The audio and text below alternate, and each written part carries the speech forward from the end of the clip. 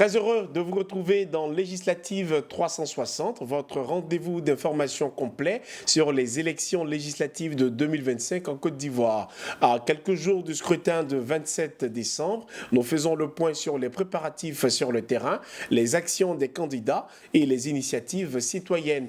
Au menu de cette édition, remise du matériel électoral, sensibilisation pour une campagne apaisée, mobilisation des populations, mais également nous parlerons d'enjeux pour les électeurs. Restez avec nous, nous passons en revue tout ce qu'il faut savoir pour comprendre les législatives de fond en comble, de la loi aux candidats jusqu'au rôle important des députés dans la vie de la nation.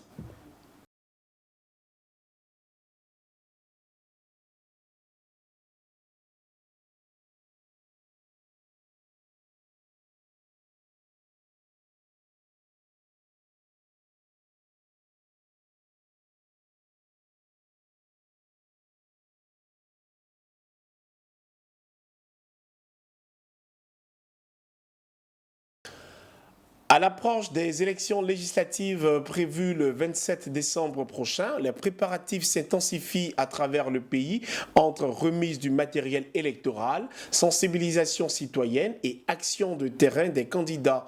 La commission électorale indépendante a procédé à la remise officielle des affiches et des spécimens de bulletins de vote aux candidats.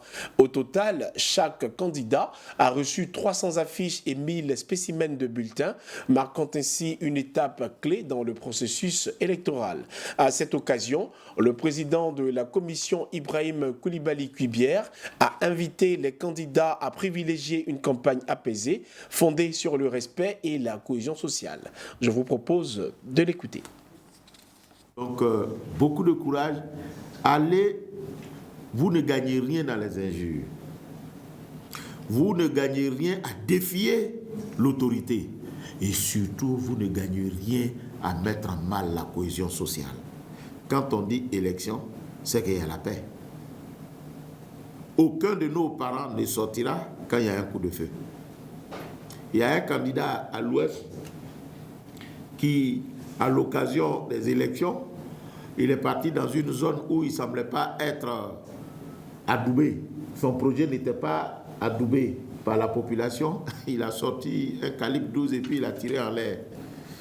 Évidemment, les populations se sont recroquevillées sur elles-mêmes, je crois, il y a bien longtemps de cela.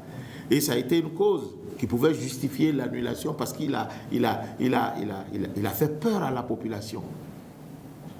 Oui. Donc, quand il y a la guerre, il n'y a pas d'élection. Donc, il ne faut pas tenir des propos guerriers. Il ne faut pas mettre en mal la cohésion sociale. Tenir des propos pour dire oui, il faut faire ci, il faut faire ça, ou monter les uns contre les autres. Non, l'élection va passer. Et les lois qui seront prises par vos soins s'appliquent à tout le monde. Est-ce que les lois qui sont prises là, il n'y a pas les étrangers dedans? Mais tant que vous êtes, on dit, la loi vaut pour le citoyen. Et le citoyen, c'est l'habitant de la cité.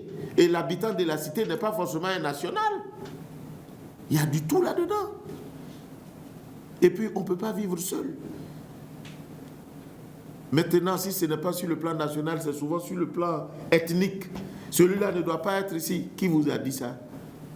On peut être partout. L'instituteur qui vous a enseigné de la 6e, du CP1 jusqu'au CM2, là, est-ce que c'est quelqu'un qui parle votre ethnie? Mais il a fait de vous quelqu'un. Et en retour, toi, tu dis non, comme il n'est pas de mon ethnie, il faut le rejeter. Non. Mais un peuple se forme dans la diversité. C'est pour cette raison que je vous exhorte à ne pas tenir des propos du genre à remettre en cause la cohésion sociale. Ces propos ont été recueillis par Pierre Thiébi, qui a également tendu son micro à plusieurs candidats qui ont livré leurs impressions, leurs attentes, mais également leur engagement pour une campagne électorale sereine. Écoutons. D'abord, je voudrais dire que je suis très heureux et très honoré de recevoir les spécimens des mains de M. le Président de la Commission électorale indépendante. La prochaine étape, c'est bien sûr d'occuper le terrain. Et je pense qu'avec la grâce de Dieu et le soutien de nos parents, je serai élu au soir du 27 décembre 2025. Les défis pour moi, bon, puisque je me retrouve seul dans ma circonscription, le défi majeur pour moi, c'est le taux de participation. Et avec mon équipe de campagne, nous avons sérieusement travaillé sur ce volet-là. Je tiens d'abord à remercier le président de la CEI pour les conseils qu'il donne ici. Déjà, ce que j'ai reçu, c'est d'aller expliquer à mon peuple comment voter, pour ne pas qu'il y ait des bulletins nuls au soir des élections. Et je sais que par la grâce de Dieu, au soir des élections, c'est moi, Kambo Lopo, qui serai le député.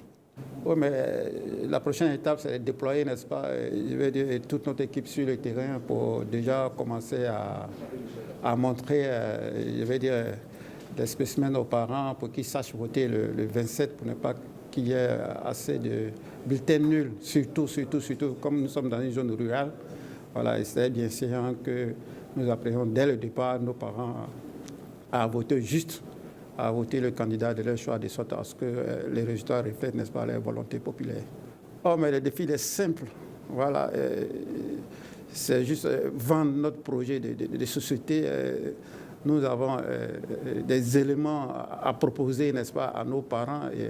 Et je pense que, bon, comme c'est une offre politique, je pense qu'ils pourront adhérer à cette offre de sorte à ce que, bon, voilà, nous puissions, n'est-ce pas, être à leur service, n'est-ce pas, les 5 années à venir. Au-delà des candidats, la société civile et les organisations de défense des droits de l'homme continuent de sensibiliser sur les enjeux de cette élection. Le mardi 16 décembre, à la commune du Plateau, ONU Femmes a présenté les résultats d'une étude nationale consacrée aux violences subies par les femmes candidates lors des élections locales de 2023. C'est une initiative qui vise à mieux identifier, dénoncer, mais également prévenir les violences à l'égard des femmes engagées en politique, renforçant ainsi la participation citoyenne et l'égalité. On en sait plus dans ce reportage de Fanny Karidia.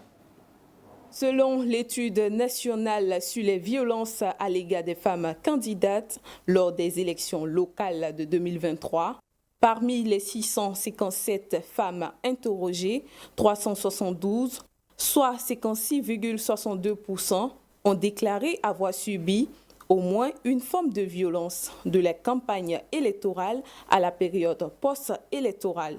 Les principales raisons pour lesquelles ces femmes sont violentées, en tout cas, il en ressort que les femmes éduquées font partie des cibles, des femmes aussi divorcées.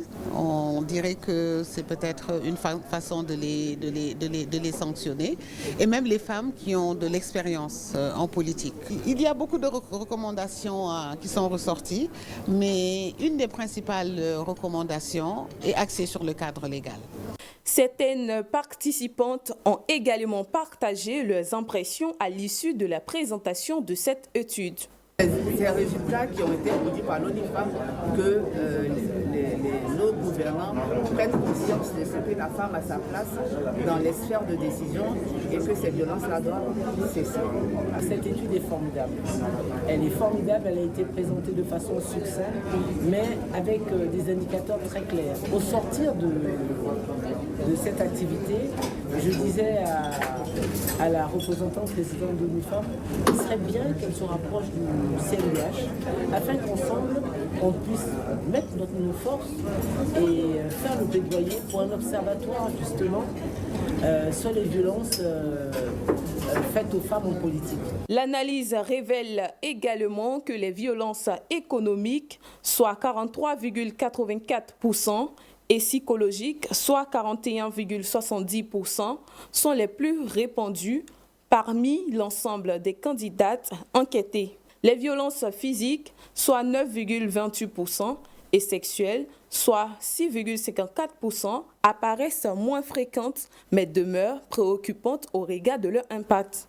Face à ces constats, ONU Femmes et ses partenaires appellent à une mobilisation collective pour garantir une participation politique des femmes libres de toute forme de violence.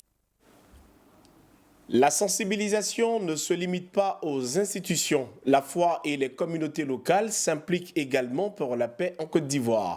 Le dimanche 8 décembre, dans la commune d'Atekoubé, l'association Baraka a réuni des fidèles, des guides religieux, mais également des responsables communautaires à la mosquée Lanfiara. L'objectif étant d'implorer la paix, la stabilité et la cohésion sociale à l'approche de ce rendez-vous électoral. Samson Oula.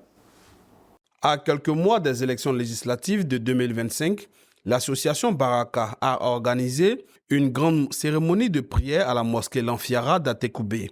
Fidèles, guides religieux et responsables communautaires se sont rassemblés pour invoquer la paix et la stabilité en Côte d'Ivoire durant cette période électorale à fort enjeu. Son association Baraka,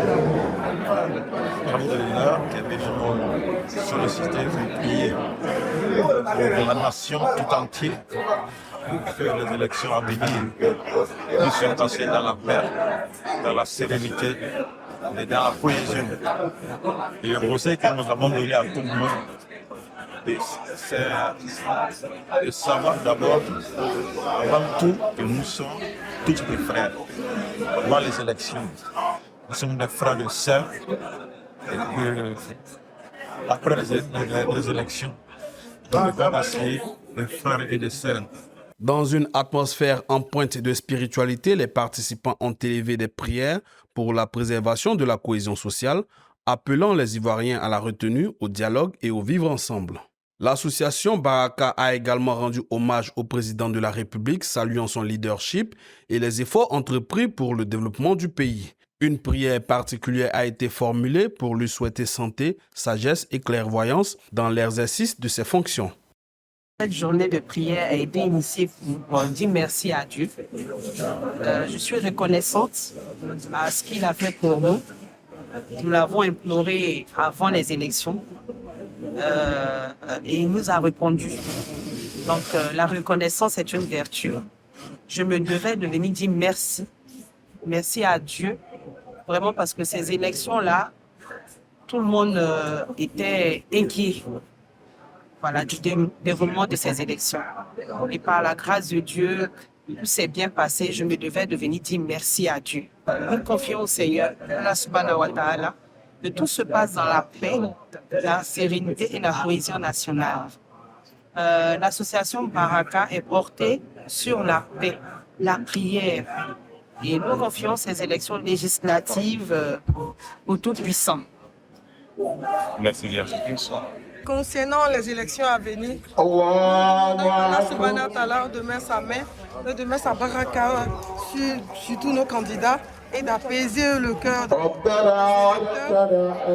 d'apaiser aussi le cœur de tous nos militants. Au-delà du recueillement, la cérémonie a permis de rappeler l'importance de la fraternité, de la solidarité et de l'unité nationale.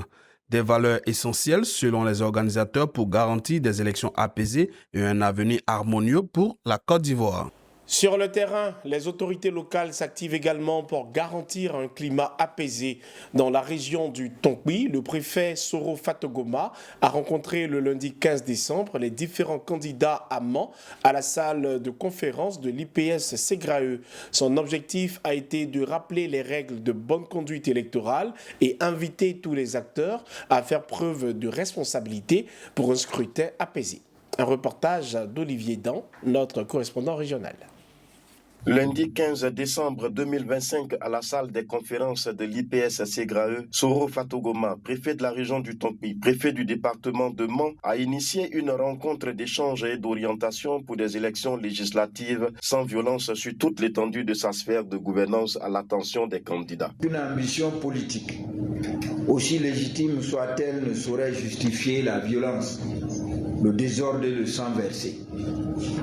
La région du Tonkpi a inscrit son nom dans l'histoire récente de notre pays comme une région de maturité politique et de responsabilité citoyenne après plusieurs crises auxquelles elle a payé un lourd tribut.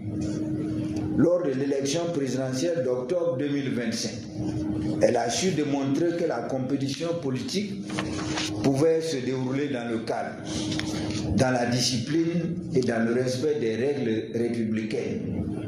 Cette fierté collective, nous avons le devoir moral et historique de la préserver. Candidats aux élections législatives, mesdames et messieurs, le vendredi prochain, à partir de 0 heure, s'ouvrira la campagne Opportunités légales offertes en vue de vous adresser aux populations. Je voudrais interpeller ici maintenant et avec fermeté et respect vous êtes en cette période sensible les premiers garants de la paix. Vos paroles, en effet, peuvent apaiser ou embraser. Vos comportements peuvent rassurer ou inquiéter. Je vous exhorte à mener des campagnes responsables et non violentes, fondées exclusivement sur des idées, des projets et des programmes au service des populations. Je vous invite à éviter toute forme de provocation. La Côte d'Ivoire est une indivisible. Le Tongbi est une terre de fraternité. Heureux de l'initiative du préfet, les candidats ont promis mettre tout en œuvre pour un environnement électoral apaisé. Je voudrais dire merci à monsieur le préfet d'avoir initié cette rencontre. Je suis un ambassadeur de la paix qui prône la paix, la cohésion sociale et l'entente. Donc, cette initiative des autorités administratives avec monsieur le procureur est à saluer. Ils nous ont donné de bons conseils que nous allons appliquer. Nous allons faire cette campagne dans le bon ton, dans le respect mutuel des autres candidats et que le meilleur gagne. Cette rencontre avec le préfet de région me paraît une rencontre très importante puisqu'il s'agit de faire passer un message de paix à ce moment sensible lié aux élections législatives. Nous avons apprécié à sa juste valeur les dispositions qui ont été prises pour que tout se passe dans de bonnes conditions. Et je pense que tout le monde a été étayé de la volonté des uns et des autres d'aller à cette élection sans nuisance, que ça passe dans la paix. Notons qu'à cette rencontre, le préfet avait à ses côtés ses collaborateurs, les responsables des forces de défense et de sécurité et le procureur de la République près le tribunal de première instance de Mans.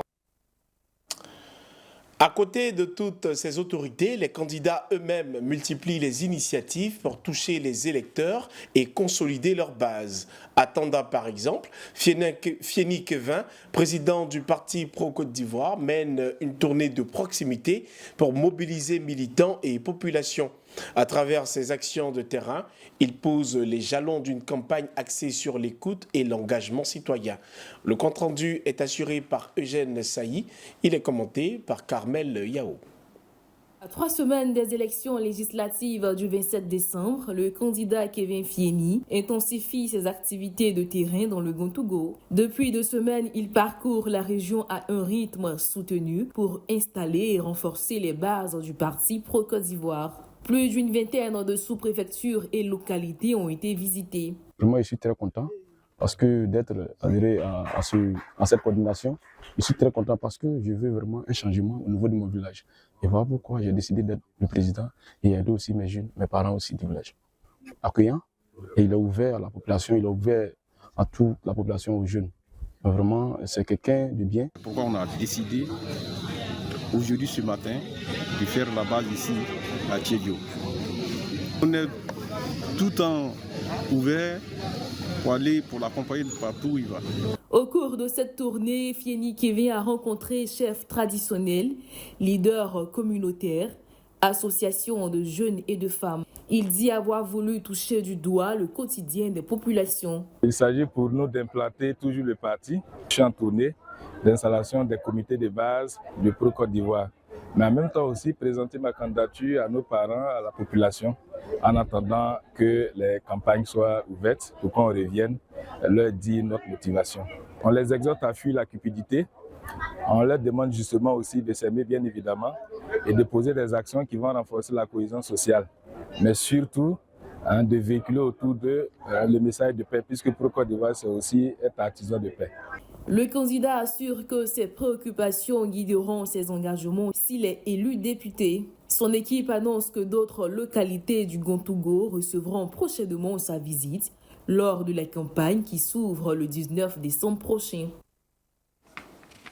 Et après ce tour d'horizon des préparatifs et des initiatives citoyennes à l'approche des législatives, nous passons maintenant au décodage politique. Et pour nous aider à mieux comprendre le rôle des députés et leur importance dans le fonctionnement de l'État, nous recevons Serge Kofi, chroniqueur politique.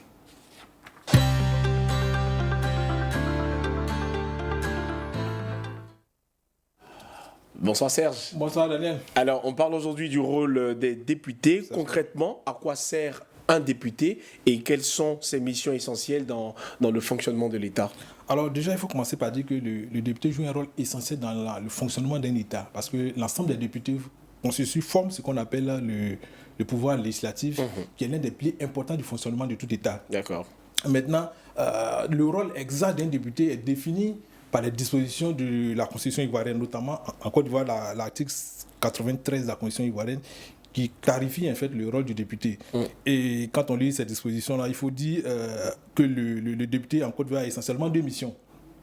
Il vote la loi et contrôle l'action du gouvernement. D'accord. Voter la loi constitue l'essentiel de sa mission. C'est ce qu'il faut retenir. Alors, tu parles de voter la loi. Ça m'amène à poser la question de savoir la différence qu'il y a entre projet de loi porté par le gouvernement et une proposition de loi initiée par un député.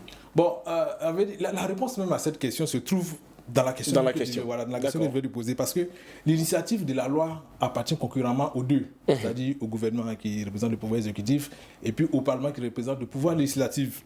On va dire que ces deux pouvoirs-là, ils ont une compétence partagée. Maintenant, quand l'initiative du texte de loi, l'initiative vient du gouvernement, du pouvoir exécutif, on parle de projet de loi. D'accord. Maintenant, quand il émane du Parlement, on parle de proposition de loi. C'était bien d'en parler justement. Et vous parliez tantôt de contrôle des actions du gouvernement. Avec quel outil réel le député arrive à exécuter ces contrôles? Il y en a plusieurs, mais généralement en Côte d'Ivoire, il y a deux aspects qu'on peut noter. Il arrive souvent de voir à l'Assemblée nationale, au Parlement, de voir un membre du gouvernement venir, être convié par les députés, par l'Assemblée nationale, pour être interrogé sur sa politique qu'il mène à la tête de son ministère. On est dans l'action du contrôle du gouvernement. C'est ce qu'on appelle les sciences des questions au gouvernement. Ça, c'est un aspect de ce contrôle de l'action du gouvernement. Il y a aussi un autre aspect où les députés peuvent prendre sur eux-mêmes de monter, on va dire, une commission d'enquête, une commission d'enquête parlementaire. Ça, il peut y avoir un fait de société important sur lequel les députés, les parlementaires veulent mieux comprendre, pouvoir légiférer sur ce sujet-là. Ils peuvent prendre le soin de monter même une commission d'enquête pour investiguer sur ce sujet de société-là. Ça aussi, c'est un autre aspect de ce contrôle du gouvernement. Alors, le rôle et les missions des députés sont au cœur donc de cette discussion que nous entamons là maintenant. Il y a un amalgame. Finalement, est-ce qu'un député peut véritablement influencer le développement de sa circonscription ou finalement son rôle ne se résume qu'à un aspect législatif? L'aspect législatif reste l'aspect le plus important, on va dire. La base. Le plus important, la base de sa mission. Maintenant, le fait même de prendre une loi, d'abord une loi, c'est un caractère national. Donc on peut dire, sur cette base-là, que la loi même qui est prise à l'Assemblée nationale, elle est prise même au bénéfice des électeurs et de la circonscription. D'accord. Je ne sais pas si vous me suivez. D'accord. Il y a ça. Et puis il y a le fait que le député peut user de son carnet d'adresse, de son pouvoir, de son réseau, pour poser des actions de développement au service de ses mandats. Sinon, à la base, il n'est pas celui-là qui décaisse des sous pour réaliser des infrastructures. Il n'a pas de budget pour cela. Mais il peut user de son carnet d'adresse. C'est bien d'en parler parce que souvent, dans certaines campagnes, on peut entendre dire de la part de certains candidats, je vais faire ci, je vais faire ça pour vous. C'était bien d'en parler. Alors, nous sommes à l'approche des législatives. C'est quoi les critères que les citoyens devraient privilégier pour évaluer justement le choix d'un bon député? Alors, il n'y a pas de critères préétablis, mais à mon sens, je pense que ce qui devait guider le choix des électeurs, c'est celui de la proximité. D'accord. C'est-à-dire, vous décidez d'élire quelqu'un qui va vous représenter à l'Assemblée nationale. Il doit connaître d'avoir quelqu'un qui est proche de vous. Connaître les réalités du terrain. Connaître vos réalités, même s'il ne les vit pas forcément, mais avoir l'avancée de les connaître, pouvoir les porter pendant les débats à l'Assemblée nationale. Donc, je pense que, pour moi, le critère essentiel devait être celui de la proximité. Merci Serge.